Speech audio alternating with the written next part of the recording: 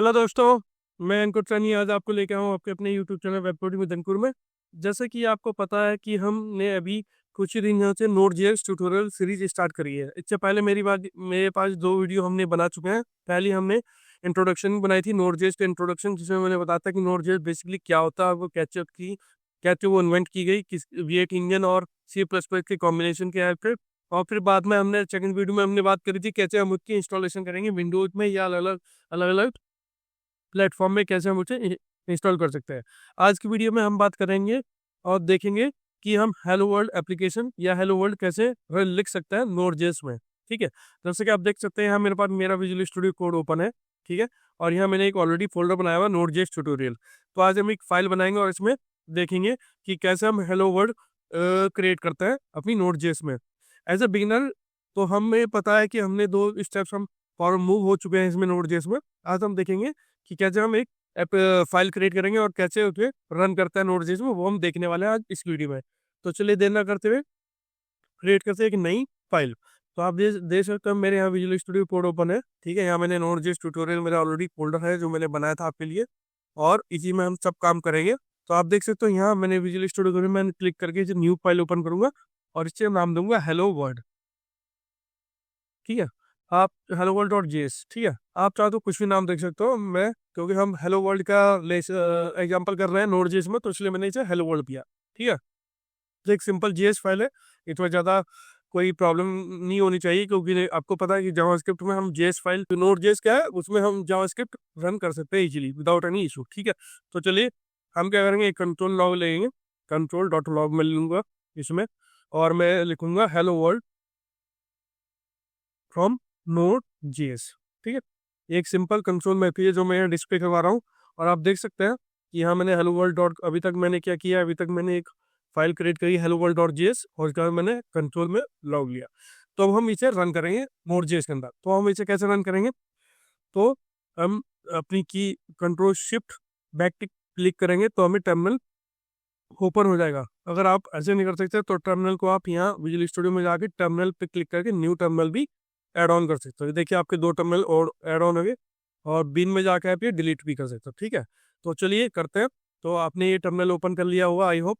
तो कैसे ये अब हम देखेंगे कि कैसे इस फाइल को हम अपने टर्मिनल में रन करेंगे। ठीक है, तो टर्मिनल में रन करने के लिए नोड जेएस के अंदर हमें कमांड लिखनी पड़ेगी, और कमांड कुछ ऐसी है कि हम लिखेंगे नोड और साथ में फाइलों का नाम। फाइल का नाम क्या है, hello dash world dot JS. तो जैसे मैं इसे एंटर करूंगा तो अब यहाँ में इसे मैसेज देखने को मिलेगा जो हमने कंट्रोल डॉट लाइन का मैसेज यहाँ दिया। देखिए, तो ये आपको मिला hello world from node JS. ठीक है, तो कोई इशू नहीं है। सिंपली हमने क्या किया, हमने एक अपनी hello world dot JS file बनाई, सिंपल जेएस फाइल है जिसमें मैंने सिंपल एक full message hello world from node JS लिखा और उसे मैंने रन किया नोड जेएस में। और कैसे, node hello world dot JS. तो अगर आप चाहते हो तो डॉट जेएस भी रिमूव भी कर सकते हो, तो आप डायरेक्टली नोड लिख सकते हो और हेलो डैश वर्ल्ड करके लिख सकते और एंटर करोगे तो हेलो वर्ल्ड लिख सकते हैं। ठीक है, अब ये तो था एक simple control dot log message. अब आपको जैसे कि मैंने अपनी प्रीवियस दो वीडियो में बताया कि जो नोड जेएस है वो कॉम्बिनेशन किसका, वो क्रोम के V8 इंजन का प्लस C++ का कॉम्बिनेशन है। ठीक है, तो क्रोम का V8 इंजन को लिया है और C++ की कॉम्बिनेशन से ये नोड जेएस क्रिएट है। अब क्या है, अब मैं आपको एक चीज़ दिखाता हूँ। तो हम क्या करेंगे, हम कंट्रोल डॉट लॉग करेंगे और यहाँ विंडो लिखेंगे। ठीक है, अब आप कहोगे कि मैं विंडो क्यों लिख रहा हूँ, क्यों, अगर आप ब्राउजर पे जाओगे तो आपको ब्राउजर पे विंडो देखने को मिलेगा। पहले मैं इसे यहाँ रन करता हूँ, फिर आपको बताऊंगा कि विंडो ब्राउजर पे क्या आउटपुट देगा। ठीक है, सेव करता है और इस फाइल को रन करते हैं। तो कैसे रन करेंगे, वही सेम अपनी command node hello dash world और एंटर। तो लेकिन आपको यहाँ देखने में तो लेकिन आपको अपना ये मैसेज तो डिस्प्ले हुआ, लेकिन आपको एक इशू भी मिला कि रेफरेंस जा रहा विंडो इज नॉट डिफाइंड। ठीक है, तो विंडो नोड जेएस के अंदर नहीं मिल रहा है। हालांकि ये V8 इंजन की हेल्प से हम बनी है कॉम्बिनेशन के बना, लेकिन विंडो ऑब्जेक्ट इसके अंदर नहीं है।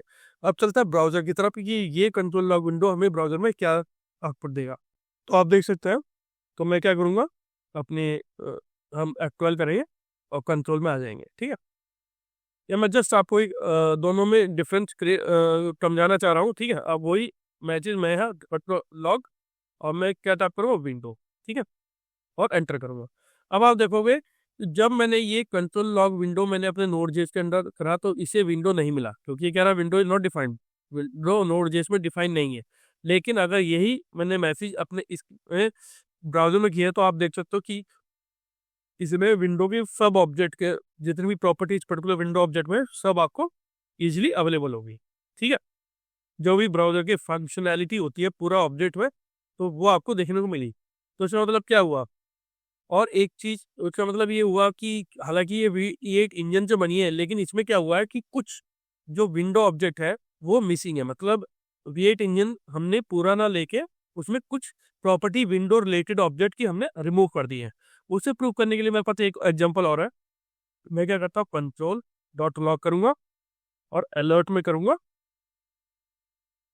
हाई, ठीक है, और सेव और क्लिक करूंगा और इसे दोबारा रन करेंगे। कैसे करेंगे, नोड वही अपना पुराना काम हेलो डैश वर्ड एंटर। तो आप देख सकते हो मैं क्या करता हूँ, पहले विंडो को भी बंद कर देता हूँ ताकि आप ये यहाँ फंक्शन ये रन हो पाए कमांड। ठीक है, तो वापस स्टार्ट करूंगा तो आप देखोगे कि अब आपको referential alert he not defined.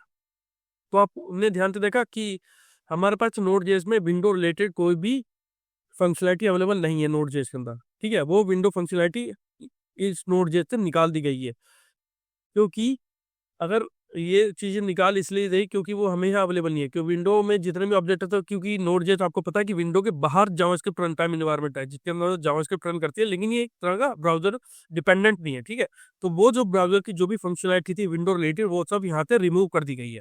अगर मैं इस अपनी लाइन ऑफ कोड को सेम अपने ब्राउजर विंडो पे रन करूंगा तो वो मुझे क्या एरर देगा, वो मुझे क्या रन देगा, एरर देगा सॉरी।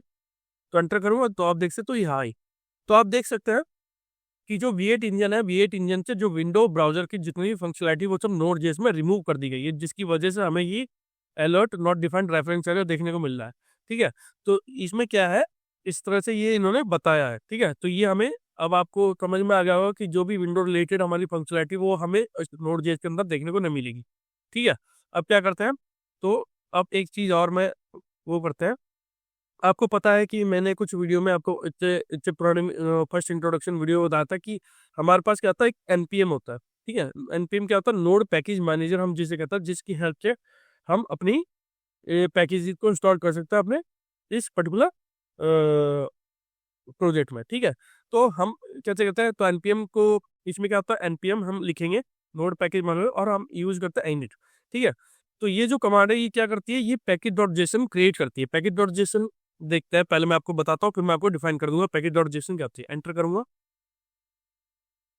तो आप देखोगे कि ये क्या मतलब, यहाँ आप देख सकते हैं कि यहाँ मैसेज क्या आ रहा है कि this utility will walk you through the creating a package dot JSON file, it only cover the most common error and try to guess sensible default.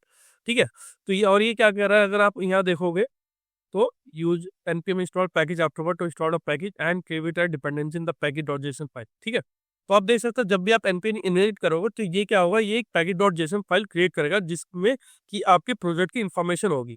क्या क्या इन्फॉर्मेशन होगी वो आप यहाँ देख सकते हैं। तो आप यहाँ देख सकते हैं पैकेज का नाम नोड जेस ट्यूटोरियल है। ठीक है, एंटर करूंगा तो आप वर्जन भी आप देख सकते हैं, आपको यहाँ देखने को मिलेगा डिस्क्रिप्शन।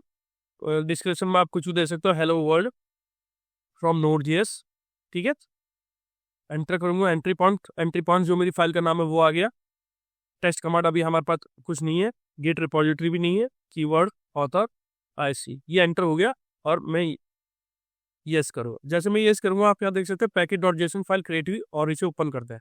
अगर आप ध्यान से देखेंगे तो इसमें नेम और ये जो डिटेल है, ये जो मेरा पूरा ऑब्जेक्ट की डिटेल है, वो सारी डिटेल हमारी यहाँ से कॉपी होकर इस पैकेज डॉट जेसन फाइल में आ गई। तो यहाँ आप देख सकते हैं कि आपके प्रोजेक्ट का क्या नाम है। अभी मेरे फोल्डर का नाम नोड जेस ट्यूटोरियल था तो इसलिए वही नेम मेरा यहाँ आ गया। वर्जन दिखा रहा है, डिस्क्रिप्शन में जो हमने यहाँ पास किया था हेलो वर्ल्ड फ्रॉम नोड जेस वो आपको देखने को मिल रहा है। मेन मेन मतलब जो हमारी फाइल का नाम है वो आपको देखने को मिल रहा है। यहाँ स्क्रिप्ट है, स्क्रिप्ट ऑब्जेक्ट है, इसके बारे में भी हम आगे बात करेंगे। तो ये हमें देखने को मिल रहा है ऑथर और लाइसेंस। तो इस तरह से ये क्या होता है, अब ये जो पैकेज डॉट जेसन फाइल है दरअसल ये एक तरह का पूरे डॉक्यूमेंटेशन है आपकी पूरी प्रोजेक्ट की, कि आपकी पूरे प्रोजेक्ट की जो रिक्वायरमेंट है, जो जो पैकेज है इस पर्टिकुलर प्रोजेक्ट में जो आप बना रहे हो उसमें क्या क्या चीज़ें इंस्टॉल हुई, क्या डेव डिपेंडेंसी है, कैसे प्रोजेक्ट स्टार्ट होगा, कैसे बिल्ड होगा, ये सब इन्फॉर्मेशन हमारी पैकेज डॉट जेसन में अवेलेबल रहती है। ठीक है, अब आप देख सकते हो अब ये हमने यहाँ क्रिएट कर लिया।